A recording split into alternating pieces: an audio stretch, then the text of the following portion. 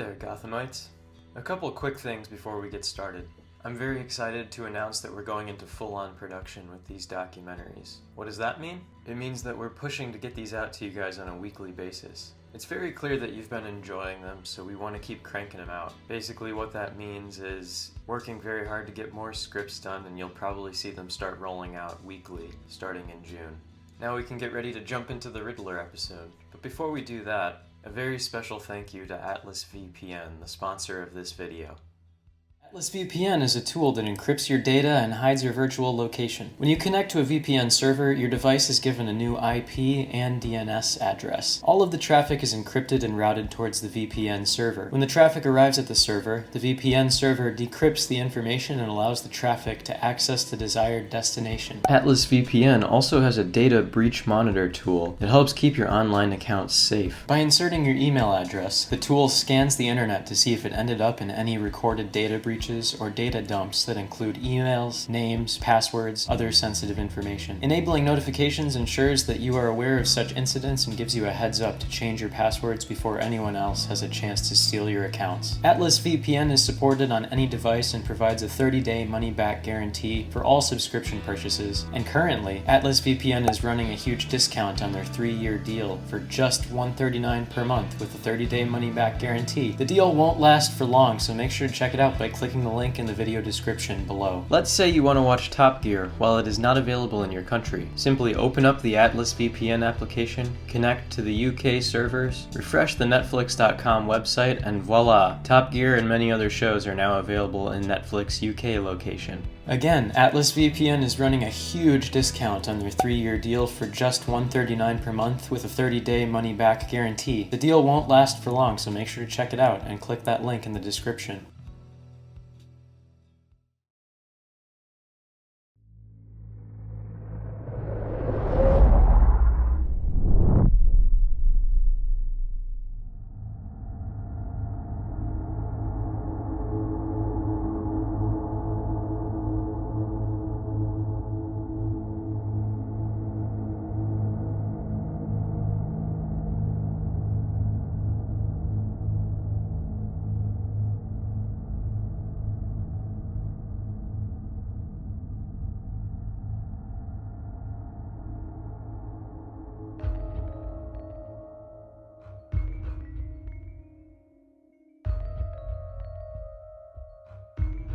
Riddle me this. What do liars do after death? This question, among many others, marked the reign of terror that plagued Gotham for many years. Questions that stumped police, confused the general public, and led to the murders of numerous people. Questions that could only seemingly be answered by the Batman.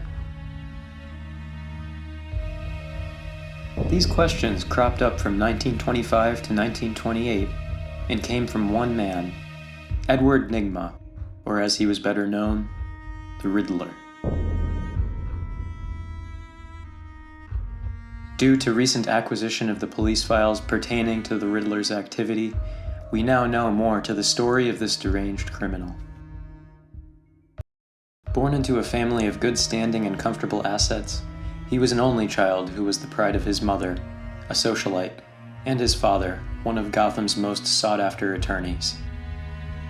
From a very young age, everyone could see that Edward was special. He was much more aware of the goings-on of the world than other children his age.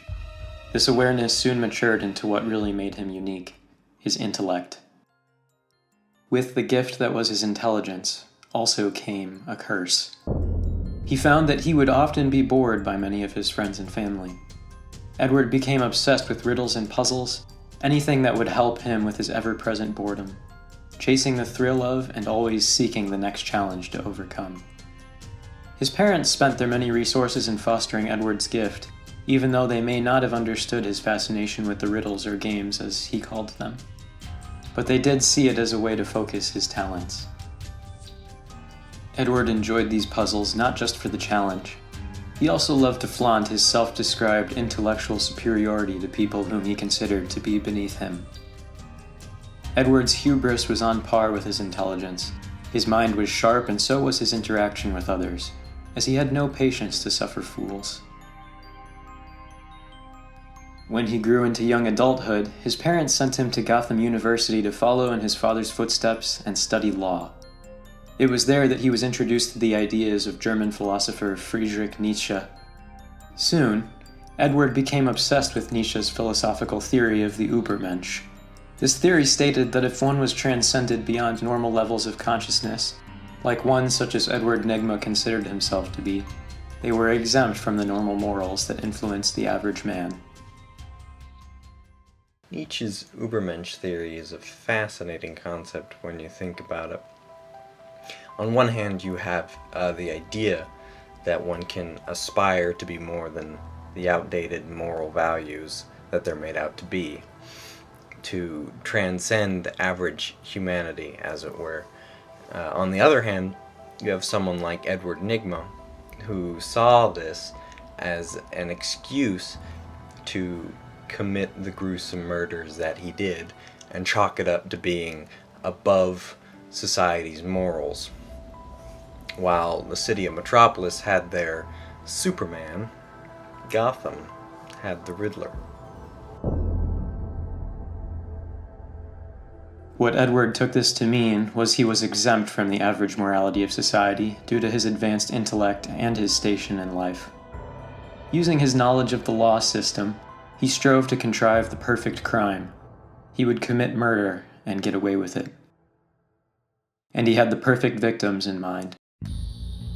A classmate who consistently annoyed him with his ineptitude, and his intellectual rival in the class. One to kill, one to frame. He spent a great deal of time poring over the details of his plan. What day, what time, what setting. Nygma knew that in certain instances one could leave absolutely no trace of oneself at a crime scene. The evidence had to be indisputable. Then the day finally arrived. He executed his plan quickly and suddenly so that he could utilize the element of surprise, and murdered the classmate that annoyed him using a knife. The knife belonged to his rival classmate and was a family heirloom. He left this at the scene of the crime so that there would be no doubt who the supposed perpetrator was. He then planted one of the victim's belongings in his rival's jacket, and a handkerchief belonging to the victim, covered in fresh blood. When police arrived at the scene of the crime, linking the knife to Nygma's classmate, they immediately took him into custody and searched his things, finding the item belonging to the victim. The innocent man was locked away, and Edward Nygma walked free. The thrill of the idea Edward experienced during the planning and execution of the crime was soon over. A new feeling of disappointment crept in, as the crime was all too easy. As the years went on, he graduated from Gotham University and became a very successful lawyer, with no one the wiser as to the atrocity he had committed. While he was successful, he began to realize that he was also very bored. The life of a lawyer had become dull to him, and he yearned for excitement again. His mind constantly went back to the perfect crime he had committed in college, and his mind reached an inevitable conclusion. He was to begin killing again. With each person he killed, his flair increased and his ambition grew. By the time he had murdered 8 people, the police still had no clue who was behind the killing spree. His balance of criminal activity and work were fairly even, although Edward alienated himself from his family, and he took no romantic interests.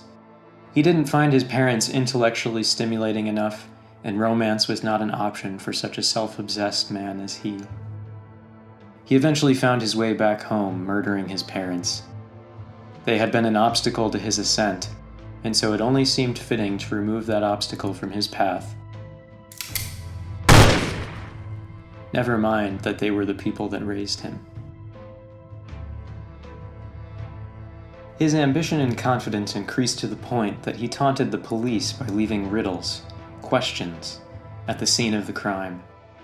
He would leave clues as to his identity and information, but the police were not trained for this type of criminal and struggled to solve them. Commissioner James Gordon enlisted the help of the Batman in taking on these riddles. It was one of the first times that Gotham's police collaborated with the vigilante, and it certainly wouldn't be the last. One by one, the Batman solved Nygma's riddles, and the trail inevitably led back to Edward. Once they had the true identity of the Riddler, it didn't take long to track him down and lock him up.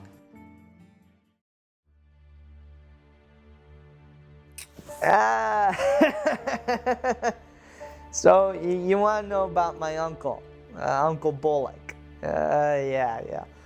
Oh, well, the year it was 1920, I don't know, it was 1920 something. And Uncle Bullock, oh man, Uncle Bullock and the GCPD, let me tell you, they were at their wits' end with this guy. They called himself the Riddler. Yeah, the Riddler. Because after riddle after riddle, it was like some sort of, I don't know, a gimmick. Everybody got a gimmick. And there was no end in sight to the killings or even the madness. It made them desperate. You know, it made them desperate. Even desperate enough to turn to the guy they'd also been hunting not that long ago, the Batman. Yeah. And the Batman, he was getting results, and so they brought him in. It was like a new chapter in Gotham City Police Department, and they were beginning to turn things around. You know, it just started turning just like that, and it ended up helping, you know, them in the end. But between you and me, the guy's nuts. He was encouraged by his legal counsel to plead insanity. Edward would have no such thing being said about him. His crimes should be studied as examples of perfection. He chose to dismiss his defense team and represent himself. If the evidence was not so overwhelming, he may have had a chance, but Edward was handed a life sentence at Blackgate Federal Penitentiary, located on a solvated island in Gotham Bay. The remote location and harsh environment that surrounded it made escaping not an option. You see, Arkham Asylum was meant for the criminally insane, the ones that society had cast out. But when all these super criminals began to appear in Gotham, the city realized that Arkham just wasn't enough. Blackgate was retrofitted with everything it would need to house special case criminals like Victor Fries, Kirk Langstrom, Waylon Jones, to name a few.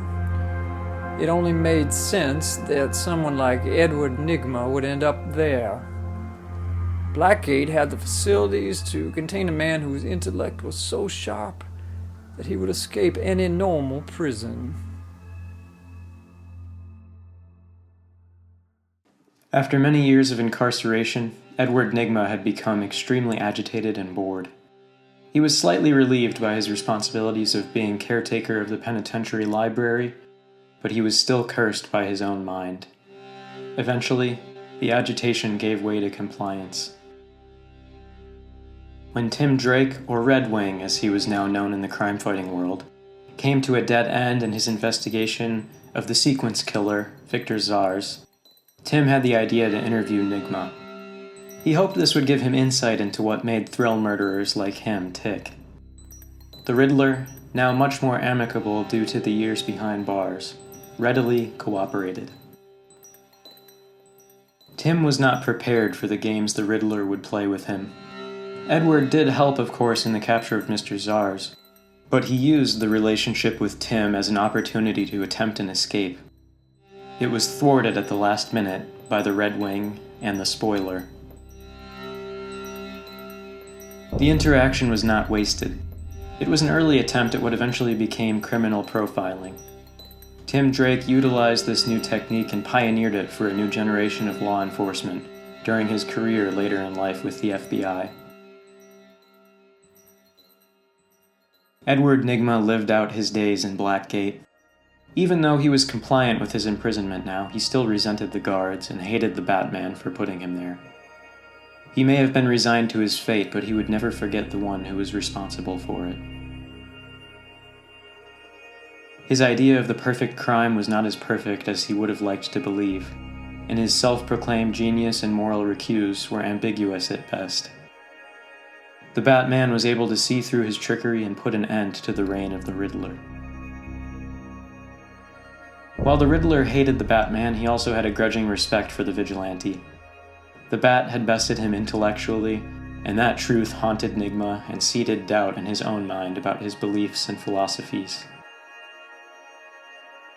Riddler died in Blackgate many years later, and no one mourned for his death, as he had alienated himself from society by claiming to be intellectually superior.